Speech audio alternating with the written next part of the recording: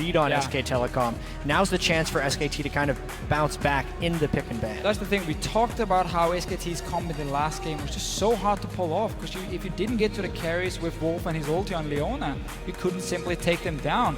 And that didn't work for him. One of the big reasons we saw Wolf had, what was it, 8 deaths last game? Also seeing EZHoon then try to just pick up the Orianna was also different, not something we thought would have come out of Champion Select. Let's get to the bans now for Game 3, guys. We're already almost to Edward Gaming's final ban. So SKT here trying to put Edward Gaming in a bit of a dilemma here. Do you want to now ban Rek'Sai? Do you want to ban Urgot instead? Whichever is an option for us to first pick. Azir as well is open, and with Cassiopeia being banned away, that is a legit early pick that you can take for someone like EZHoon in the mid lane. So I feel like there are a few good options for them.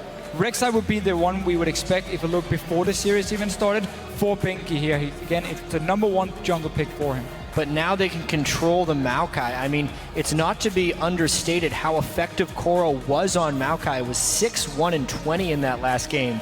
Super hyper tank, and they can combo the things that they won with last game. They're putting the emphasis on SKT to then adapt to what EDG just did last game. Seeing as EZHoon mainly plays these big team fighting mages that sits back, not all in champions, running so much engage, especially guaranteed lockdown with the Maokai and then even a flash tables from an Annie, is going to make it very tough for EZHoon in the fights, because you know he's going to sit back there, you know he's going to be open for these engages. So Edward Gaming is really drafting against EZHoon very much. If SKT goes with this, it's something they played a lot of over in the LCK. It's their mid-game, dragon-focused move speed composition that gets picks. They have been very successful running this team composition. They have. It is a comp though that really requires them to control the early to mid game, because once you go late game, now that you're also running Rek'Sai, not a Nunu to buff up this AD carry, your main damage source is the Sivir, and Maokai is just so good at itemizing against that AD carry and sit in front of him. Sejuani can come in for clear up as well, and you still have this double massive front line for Edward Gaming. Can even run Nunu if they want themselves with the Jinx. So SK Telecom are really looking to get early dragons and close out this game. We're talking 35 minutes at max 40 for them. Otherwise, they're really going to run out of damage compared to what EDG is going to be building up here. I was going to say, he blind pick a Kassadin for himself. Is the Nunu the lock-in? Huge upgrade for Jinx there with the Blood Boil as well. They could be crushing down turrets if they get the right map positioning, and EDG shows quite the composition already. Final pick for Pawn here after SKT finalizes. And there are a few reasons for this Nunu pick for EDG. One, of course, you buff up the Jinx. That's fantastic. You can even go with Zia as a last pick, who also benefits from the Blood Boil.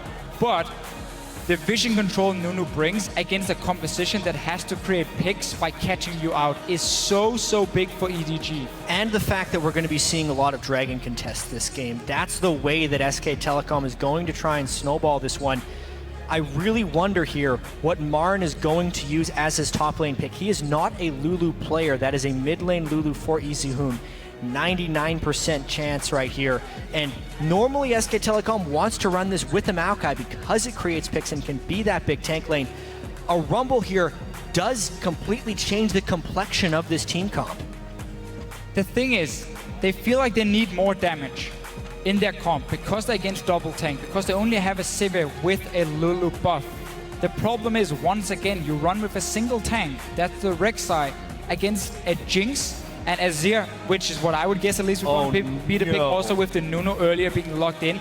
So there's so much damage from EDG in the backline that Rek'Sai won't do anything on his own. And SK Telecom, once again, they rely on mid-game picks and fights around the Dragon.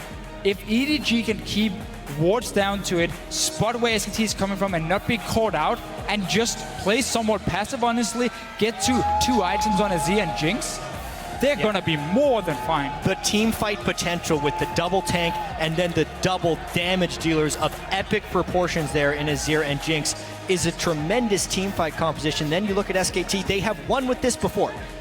Yes, save for the Rumble right here. Another incredibly fascinating pick and ban phase right here, because you can tell that SK Telecom has a strategy in mind, and Edward Gaming keeps throwing some kind of wrench into it and breaking it up a little bit. Seeing as EDG has struggled around dragons in the past, and that they tend to be caught out if they try and go in clear vision, I can definitely see why SKT want to draft this comp here and say, we're going to see if you have learned anything. We're going to see if we can keep catching you out, because we know you tend to play a bit too far forward when it comes to fighting around the map. And that's what they're building for completely. Well, we've seen one game go the way of SKT, completely in their favor. EDG made SKT walk to the beat of their drum in game 2. A lot of people on social media for that game were wondering why EDG didn't close it out faster. I think they just gate themselves with Barons and then they win the game. It's obviously their prerequisite. You see the coaches shaking hands here as we get ready to enter into game 3. You know the drill as well at home and here at the arena at LOL Esports with either hashtag SKT win or hashtag EDG win. We'll be counting up those votes and sharing the results shortly. As Grandpappy Riv the First would always say, we are on the rift. Right on. Where are you guys? Where'd you go? We're gonna start this one off. Let's see what they got for each other. SKT walked themselves into a pretty bad fight last time as EDG was able to meander through the top side of the jungle, get themselves into great positioning. Yeah, the strangest thing about the last invade was that EDG was spotted out completely by a ward, and then SKT decided to go in again. That was also a slightly different lane matchup where Deft didn't necessarily want to be in a 2v2 lane. Jinx and Sivir have an interesting 2v2 matchup here that they're willing to lane against because of the Dragon emphasis in this game. Right, so yeah, a few things for SKT here. First of all, Ruby Crystal for Marin in the top lane. That's what you do if you expect a one-on-one against Maokai and you want a very early haunting guys when you go back, so you can once again start fighting around these early dragons and you can become a bit of a bully in that lane with early magic penetration. At the same time, as you just said here, you want to keep your bottom lane on the bottom side of the map so you have that control around it. What they normally do with Lulu mid is they try and push the wave as often as possible, and then you have EasyHoon who can whimsy himself to start roaming between the lanes and start catching up people with Bengi on this Rexar here, and that's how you start creating picks already from the laning phase. And it's actually EDG going with a lane swap here. I wonder whether or not Clearlove can do enough to contain Bengi in the roam game. That was a late swap back right there for EDG. They showed the defensive lines in the normal place, realized there weren't going to be any lane scouting wards, safely recalled, and then they have come back here. This is going to be revealed as soon as the lane swap happens, but outside of that, SKT is expecting normal lanes right now. You guys are saying very safe with that line of scrimmage in wards right along the river. Now with SKT getting that knowledge at the top lane, I believe they did just see Deft walk out. So because there's no wards for SKT to try and spot what's happening at level 1, and they were most likely expecting standard lanes, they're not sending in Wolf to check the blue buff of EDG, which means Clearlove has been able to start on the weak side. That means the opposite side of where your dual lane is going, and get the blue buff so they don't risk Wolf suddenly walking in, start harassing them and trying to poke them away and completely take over the bottom side of the map. And what EDG has done before as well is then they place early wards and try and get a Rift Scuttler near this dragon to see if anything is happening. Bengi didn't get it. So Clearlove has managed to get some control on the bottom side of the map. Got the blue buff as well. You can see Bengi moving there because for him to go his own blue buff can be risky now, seeing as there are two members on the top side from EDG that can go down and try and stop him.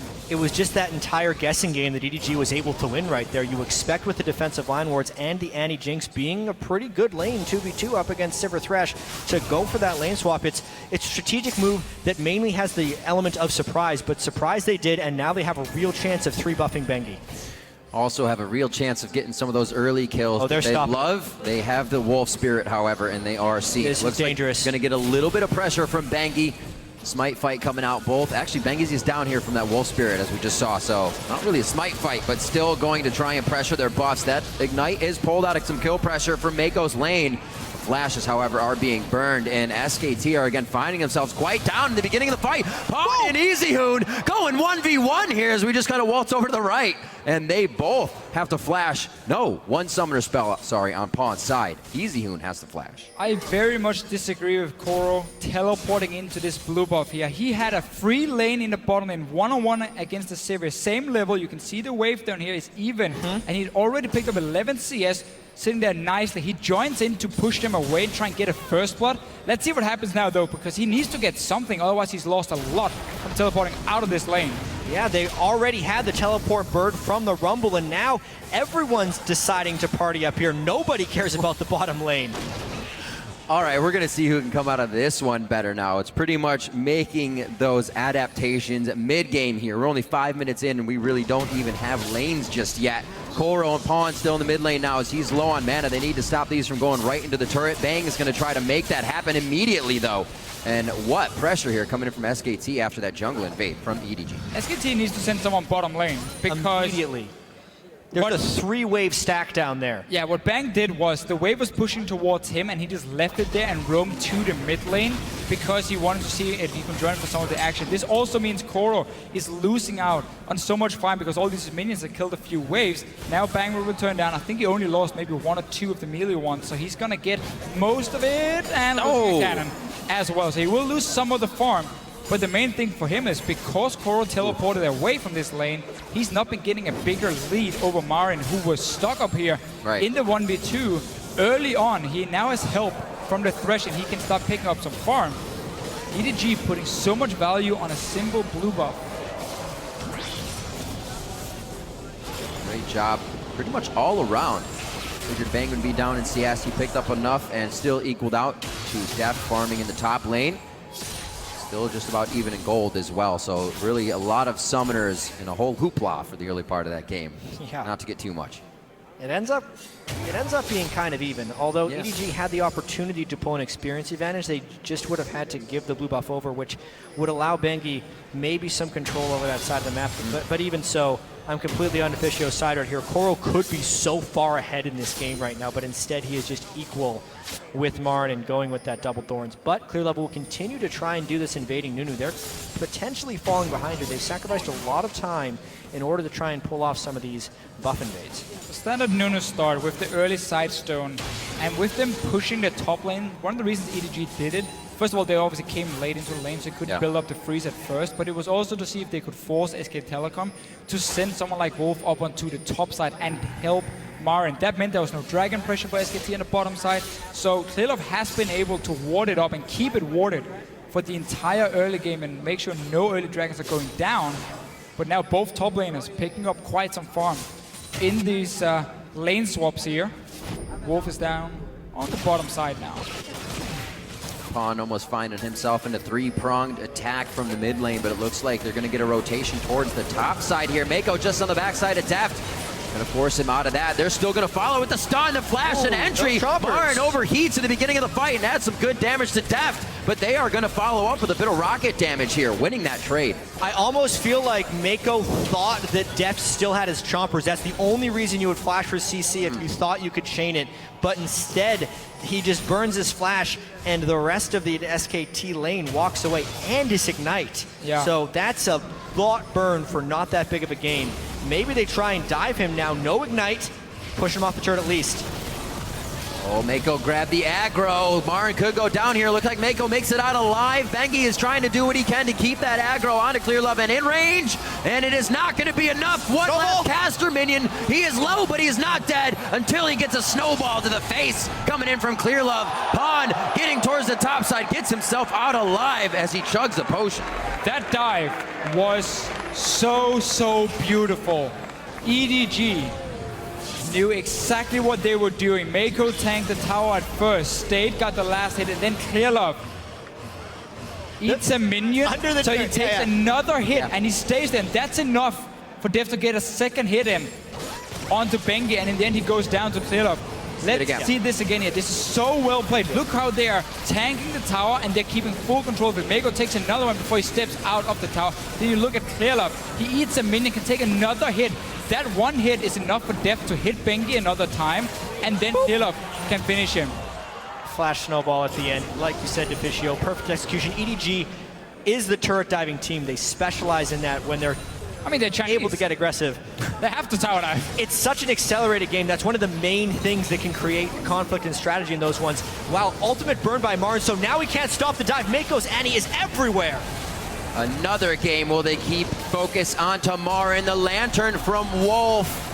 We saw it happening yesterday, and it could really start to thwart EDG's game. His ultimate. He's going to try. Get him out. Is he going to try and snipe? He would have been low enough, but he decides not to. Teleport back to the top lane, so Koro does not miss any of this. Well calculated there. A full wave to him as it comes in on that siege. And we'll have now Bang backing in the top side.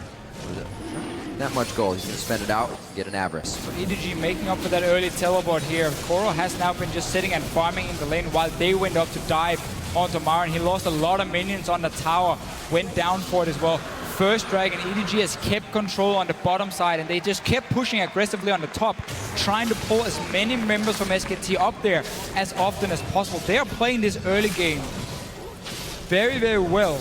And SK Telecom needs to show they can react now and adapt to what's going on, because the early start they were supposed to have with this comp is not there. And the only thing that could have gone better for EDG is if the double kill didn't go over to Nunu. Clearlove won't be able to translate that into the damage. You really want the two carries of this EDG team to grow, but they will grow naturally as long as they can keep this farm even. The fact that SK Telecom can now only get their first dragon roughly 16 minutes into the game, that's the whole way that they win the game, is by controlling dragons, especially with this Sivir-Lulu synergy, and they are well behind the curve for doing so. The only good thing about these early kills for Clearlove is he can go for like Warmock's armor very early, buff that up with the Cinder Hulk, and he has such a high amount of HP that a Lulu and a Sivir simply cannot take him down. Again, Lulu is gonna really start falling off in terms of damage because he's obviously using her shield on the AD carry. And we have seen Clearlove get a quarter kill at like, what, minute 6, gets 4 kills on a Nunu. But they lost that game. They did, right? That's true. But he was very tanky, He was super tanky. That's what we're trying to prove here. That basically, all right, Clearlove for kills. He was tanky. There you go. Got it. 2-0 as we start this one. EasyHoon gets the blue transfer over as he now tries to give it to Pawn in the mid lane. Not the blue, but the aggression. They still have Ignites up there, so we could see a little bit of kill pressure. So coming in from EasyHoon, he can use that wild growth effectively. Marin looks like he finally gets some free time in the top lane, but it won't be for long. He's trying to make up for that 30 CS behind. Bengi's here to help. Let's see how this goes. Equalizer down on a Koro. Clearlove says peekaboo, comes out of the brush, an absolute zero charge up, and a knockdown. Where's the fourth? He's gonna lock it up. Can he get the fourth? Come on, Here it comes. It'll do it. He's tanky enough. Gets popped up. There's the flash, and they may not have the chase. Arcane Smash coming in from Koro. Snowball. There it is. Oh, he gets the fourth one. Snowball to the back of the head of Bengi. Clearlove on a rampage, but specifically because that was a great counter gank right there. Whoa! Way commits! Holy moly, Wolf flying in once again, trying to mark that territory. Def says, no way, Jose. And EasyHoon's going pretty hard now. Bang, very low. EasyHoon, however, takes the zap. Is it no, EasyHoon! He throws it himself. Going to be enough. And Mako and Def try to follow this one. They can't serpentine through the minions quick enough. EasyHoon's safe. Everything's starting to fall apart right here from SKT. All 3 lanes suffering damage at this point. One of the worst First, it starts in the top lane. Second, EasyHoon's roaming down early, which makes Wolf overcommit for that. They miss all their skill shots. They click on the wrong people. And EDG, with this pressure and aggression, is making SKT make mistakes. And this is really where SKT struggle in the semifinal as well. When they tried to match the early aggression, let's see what happened here. Bengi does stay alive, but in the bottom lane, we saw Isu when he tried to push his wave and then roam down with the Whimsy, as we mentioned with this Lulu. But the engage from Wolf was just way too early. He walks in pre-level 6 as well, trying to land a hook right in front of Deft and Mako. And like Thresh, when he winds up the animation here, you have so much time to react, honestly, for EDG and just instantly blow him up. Yeah, he is a Moby Boots Thresh as well, so the Annie can almost one-shot him alone at level 6. The best that comes out of that is they trade 1 for 1, but they end up losing 2 for 0. And carry Clearlove with the 4 kills, but the rest of the team is pitching in right now too with that bottom lane. It's always one of the annoying things when you play Thresh. You feel really tanky in the early game as well, but then you realize you have to pick up these souls here to really start getting some armor. So once you do trade, you're not really that beefy, and Deft takes a very easy kill from that one. 6-0, first dragon. And SKT, by the way, as we have said, is running a composition that doesn't want to go late game.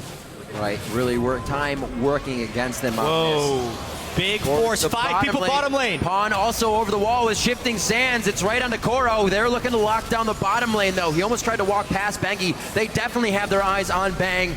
and on Wolf for that bottom lane. They don't get what they want. They're going to back out. Yeah. Minute and a half onto Dragon here. It doesn't look like they can actually get too much out of this now that they've missed out on the opportunity. Mid lane's going to get pushed in here by EasyHoon. Actually some breathing room for SKT. Unfortunately, they will lose the buff, and Marin takes that top turret.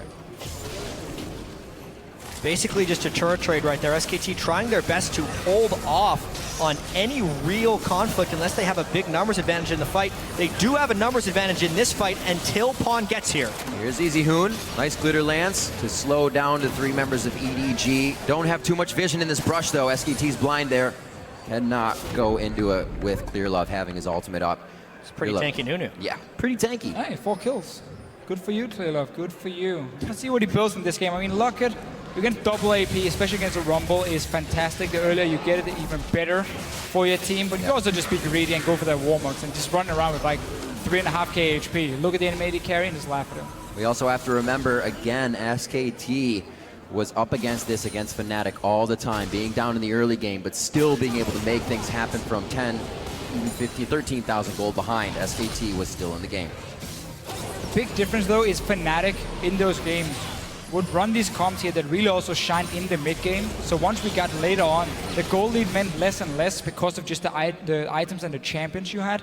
Here EDG is running such an insane late game scaling for themselves, having such a big lead. Technically, you should never be able to lose it by now. Right. SK Telecom has to create some picks, and EDG has to really make a lot of mistakes for that to happen. And as far as creating picks, they don't have Maokai or any real home guard teleport threat. So much of the pressure is put onto Wolf to land a death sentence, but he is extremely far behind once again. At that point, Bengi has to tunnel in to find something. It is really hard for SKT to actually create those opportunities that they need to in order for their composition to succeed. The Maokai picks that Koro has taken away from Marin have been so crucial in disrupting SKT's game strategies. We figured that would be the easy fight that they would get. They'd have a very tanky Marin, be able to go into anything, and right now they are being pushed into fights that they never want. Super Mega Death Rocket comes in, but it's a 5-0-0 Clear Love now. Deft on the outside, what a flash to get out of that hook, but he's gonna meet Marin as well on the backside. The rest of the team is coming in. Deft is gonna live. Marin actually can't go back in the fight. Pawn grabs one towards the bottom side as well. Tell me he's gonna kill Marin now. No, it's actually gonna go over to Mako, and now Bang's getting chased down by Pawn. The blue buff's only giving him so much mana, and he cannot follow under the turret. Now that EDG has all of SKT down, they're gonna get Dragon, and with this composition, the second they set foot near a turret, that's gonna fall too. Everything is just working for EDG. They had so many wards in the jungle of SKT because they've been so far ahead already that they could see Bengi move around. They get a pick onto him first, and what often happens in these games where there's so much action and it's very one-sided, the team who's behind us had to use all these flashes before, so once a big team fight is there, well, obviously they don't have anything. While we saw Deft just flashing around, he's staying alive. Cleared off. He's worth a full bounty. 500 gold to the killer. Run! But can they kill him? Ooh, going over to Bang there. Definitely much needed. His first kill of the game, and he's sitting on some scraps right now for recipe. It's also this terrible habit Bang has of going extremely early Avarice Blade when he's behind. He needs immediate combat power because the team is going to force on him. This happened in the Fnatic series as well, where he actually built Avarice Blade as his first item. This one's a little bit better because he does have the pickaxe, and he was able to pick up the 500 gold, but it just allows EDG so much more power early game. He could have used that Avarice Blade gold to save up for a BF and have some reasonable power in these mid-game team fights. It's when AD carry basically say, I give up on the early game, I give up on the lane. I just have to look towards 2 items now where I can start being useful, and that's why they do it. But he's sitting on about 2,000 gold, so that will be the BF sword at least completed for him. Still not there for the vintage. That's the first pick on Bengi though. Yeah, and this is the fight we just saw where EDG picked up so many kills, and a lot of it was just because SKT was behind. Coral still had his summoner spells to chase things down, whereas EDG had their summoner spells generally to escape. Then the miracle of the day, Wolf having a really unfortunate 2 games here. Tons of miss Leona things. He misses his flay there that could have secured the kill onto Deft's Jinx. And then, of course, Clear Love, the unkillable until a few seconds ago, was able to close it out with that absolute 0. EDG again starting a fire very early in the game under the feet of SKT. It's a nice little trap for Marin here. think they got Deft. It looks like they will have him. Do the retribution kills come through? However, Mako takes that aggro way too early, and this starts to backfire. Clear Love just coming back from going down. Looks like he will find the same fate just shortly after. We are going to have Pawn coming up. Actually, Goro coming down from the bottom side of this as well with the Righteous Glory on. Pawn is only steps away now. If they can get that Blood Boil back in this fight, it will be very helpful. And Goro is actually going to use that to take down Wolf. That was a very, very aggressive play from EDG that SK Telecom were ready for. Marin waiting in the bush, getting a bot lane tower as well. So they will get some gold. There's 5k difference at the moment in favor of EDG, but at least some kills. And SK Telecom, again, it's one of the ways to get back, where you start setting up a few traps, you try and punish EDG if they make a play. Simply, I mean, it's going to be risky. It might also be one way SKT go for it and simply just end up dying because they are so far behind, but you need to try. You cannot just sit back and wait. That last one was super clever, though. Marin waiting up there was not what they expected, especially since you'd think SKT would be much more scared about being caught, but they're very knowledgeable about what will happen in the very late game, so they're willing and are taking these necessary risks to try and make things happen. By the way, during the long replay, Pawn did kill Wolf once again, only accelerating that Azir into the later game. And we can see with this advantage, EDG warding is now on the up and up again. We talked about it a little bit before. They're already starting to pink and ward up Baron. That side of the map looking like a light bright almost for them. And much security needed to make sure SKT can't come back with a big objective fight. Dragon still some time before it comes up. That's not really going to gate EDG for trying to find more aggressive fights. And Marin is doing the same again here, where he delays the Hourglass by going for Abyssal Scepter as the first item, or second item after the Haunting Guys. And what he's basically trying to do is have as much damage as possible, I guess, when you try to snipe the backline, and then also to try and avoid some of the poke coming in from an Azir. The problem is, you still only have that Rek'Sai in the front line. You need that Hourglass to be there with him. Clear though. Let's see what he can do. A lot of dedication to this fight now that SKT has used that on the hunt. They have, however, have to use that to get out of this fight, as EDG is able to close in way too quick. It's the same again though. SK Telecom, they keep setting up small traps around the map. This time it was the Baron. EDG, normally when you're so far ahead, you don't expect the enemy team to sit and wait for you. We'll get surprised a few times. Nobody died this time here. Philip, it's very tanky. Yeah, it's potentially about EDG waiting on some Dragon timers, but they've been known to be a little bit impatient, and they have the capability of forcing.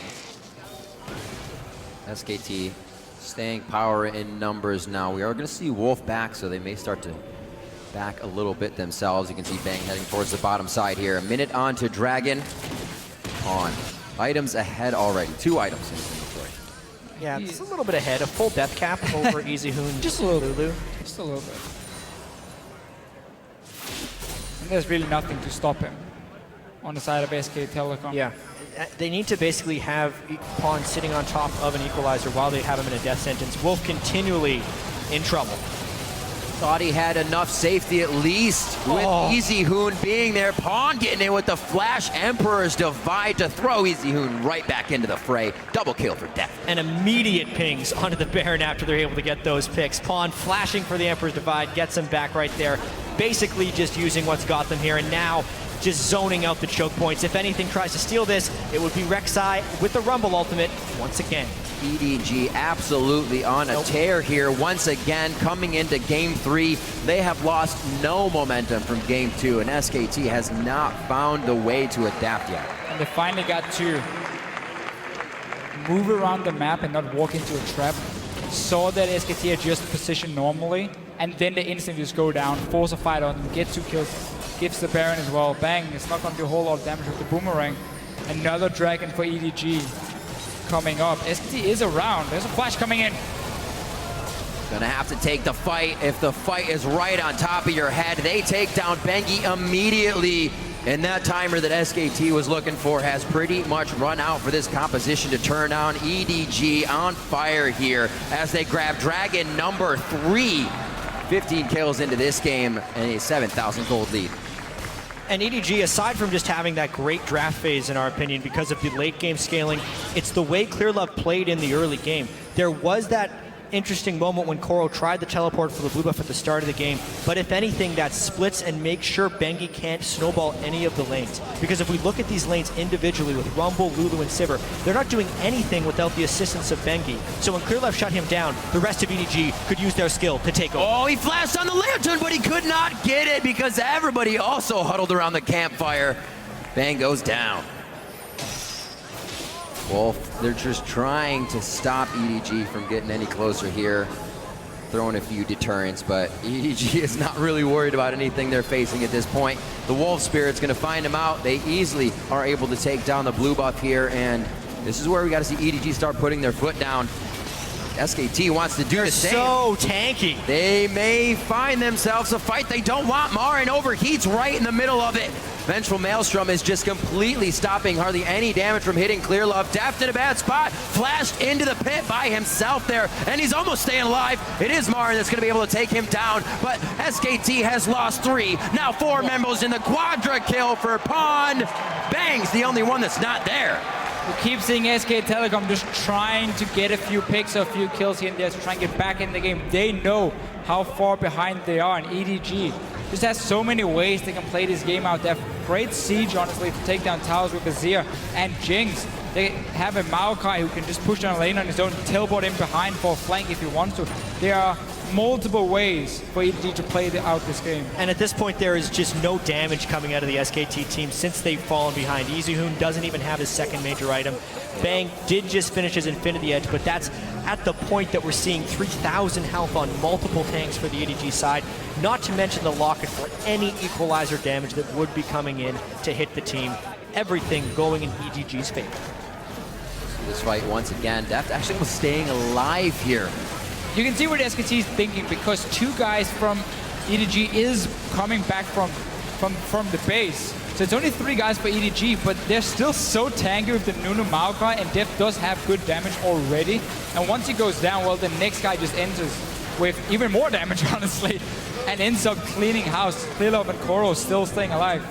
Koro barely took any damage, just healed most of it up here. So there's simply just no damage coming out of Bang.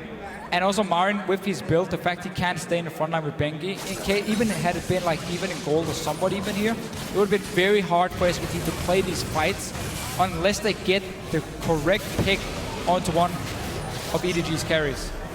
Bengi getting hit up by most of the team of EDG. It looks like Pawn's gonna be able to stick with him here. Shifting Sands, able to save, oh, he goes down! A little bit of a burn there. And Pawn able to get some attacks in as well. Great chase, follow-up, and kills coming from EDG. We saw it with SKT's composition coming in, and they knew it as well. They were on a timer, but it seemed like EDG just had that in their mind. They're going for Deft once again. He's a little bit out of position. Taking control of that advantage. Whoa, Deft goes down very, very early. Trying to reassess the fight. SKT knows that's all that they can get here. We're gonna have Bengi in just a few seconds. His teleport is up, but he has no way to get to the fight to help his team. Pawn now probably gonna take down Wolf before he can even get onto the stairs of his base. And Clearlove is just 2v1ing, so the rest of the team can still come along with him. He's got the Iron Elixir already on, almost unkillable. And Pawn's able to pick up another one, 8-0-5 on Azir now. They've been able to pick out Deft on a few occasions, but then you can clearly see the rest of EDG coming in for the kill because they just have that massive lead. And what I want to talk about now is whether or not SKT brings in Faker for the next game. Because the way Pawn has been able to play this Azir and Cassiopeia and banning the other champion, EZHoon's champion pool being stretched here a little bit, maybe they have to play a more accelerated style. Unless EZHoon is on Cassio or Azir, he has been unable to dominate these games. And they're going to be 1 game away from elimination here. It would remove the LeBlanc ban they've been using. SKT normally ban LeBlanc themselves when they have EZHoon in there, and then obviously teams ban it against Faker. Right. Typically, we saw Fnatic leave it open yesterday and try and trade certain other picks for it, but that could be one of the changes you want to make. Try and get a bit of a playmaker in there. EZHoon, though, when it comes to playing these standard mages like Azir and Cassiopeia, should be the better pick, so it might not even be the solution. I'm more looking at Maokai and Annie that EDG have been using so well to create these fights and always engage on SK Telecom. But what they seem to be weak against is this unexpected hard engage that tends to come, and they don't know how to react in time unless they have pre-planned the whole thing and they predict where you're going. The Annie from Mako offers this hard engage instantly, onto them. He goes for the talisman as well to buff up the team.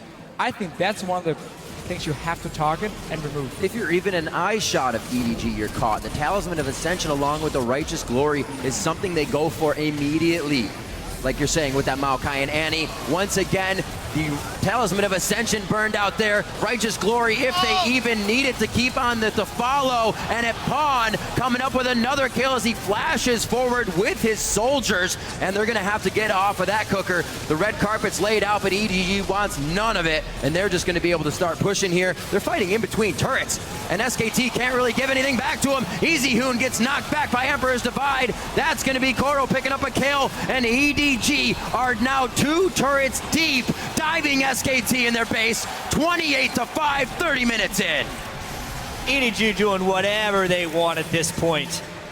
The SKT forced to surrender. There was no way they're coming back there. You said SKT had that timer. They knew the composition they chose. We probably won't see that again, but EDG was ruthless about the process and method they took to that game. And just there seems to be so many different picks for EDG that's so good for them. Like Hecarim has been banned every single game by SKT because Koro is such a fantastic Hecarim player. That gives him the Maokai though, because it's not a top lane that's getting first picked whenever we see it.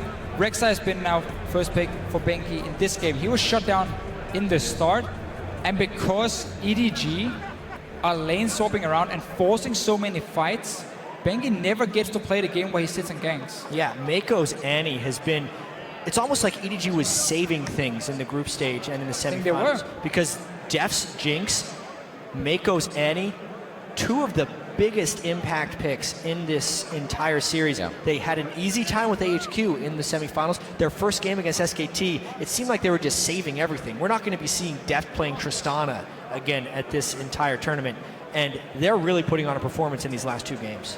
To your mention of Faker, they do have 5 minutes after the Nexus goes down to choose if they wish to use a sub. Not a lot of time there, but they also have that time to discuss whether they want to keep Easy Hoon in just because of that pick. Like I said, they knew what they were going in with. We can't really fault SKT.